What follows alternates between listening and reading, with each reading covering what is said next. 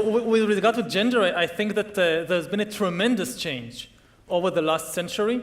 It may be the biggest social change in thousands of years of history. For thousands of years, you had so many different revolutions, political, social, and economic, so many different things changed, but this basic patriarchal structure of most human societies, at least the bigger human societies, didn't change. And over the last 100 years, you see a really fundamental change in the status of women and in the relations, in gender relations in general. It's still very far from being a completely egalitarian society, and it's questionable whether it will be possible ever to have a completely egalitarian society. But I wouldn't say that nothing has been done or accomplished in the last few decades. Looking to the future, and this also links to the other question, I'm not sure there'll still be genders in 50 or 100 or 150 years.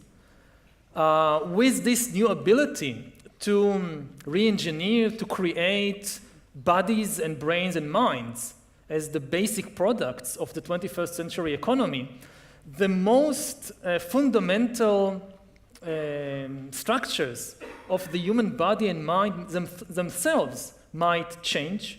So I'm not so sure that 100 years from now, people will have a clear gender of just one gender. Just to give an example that's already starting to happen, in virtual realities, for example, it's very easy for a person to adopt a different gender, to change genders, or to construct all kinds of alternative genders. And you have today, like kids, boys who play the roles of girls and vice versa as avatars in virtual worlds. Today, it's still very primitive. You sit in front of the computer, and it's a two-dimensional reality. But in 30 years, 50 years, more and more of a life might be transferred into a three-dimensional virtual reality, which provides people with far more excitement and far more interest than the drab life in the outside world, in an economy where they are no longer needed, and a political system in which they have no power. And in such a situation, I mean, I wouldn't just take it for granted that the gender structure familiar to us today and from thousands of years in the past will still be relevant in 50 or 100 years.